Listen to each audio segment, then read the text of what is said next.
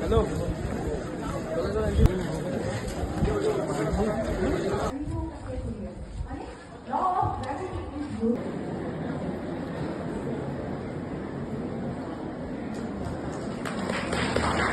চৰকাৰী পাপদত্ত ডাঙৰীয়াক মৰাণ মহাবিদ্যালয় ছাত্ৰ একতা সভাৰ তৰফৰ পৰা শ্ৰদ্ধা আৰু কৃতজ্ঞতা জ্ঞাপন কৰিব বিচাৰিছোঁ। তেখেতক এখনি চেলেঞ্জ চাদৰে সম্বৰ্ধনা জ্ঞাপন কৰিবৰ বাবে ছাত্ৰ একতা সভাৰ বিষয়ববীয়াসকলক অনুৰোধ জনাইছোঁ।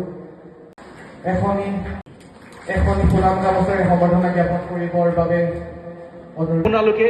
আপোনালোকৰ যি অধ্যয়নৰ এই সময়খিনি আছে এইখিনি আপোনালোকে খুব ভালকৈ আপোনালোকে মনোনিৱেশ কৰক। লগতে সমাজৰ প্ৰতি দায়বদ্ধতা আপোনালোকৰ থাকিব লাগিব আৰু দায়বদ্ধতাৰ লগতে সংগ্ৰামখনো আগবঢ়াই নিব লাগিব।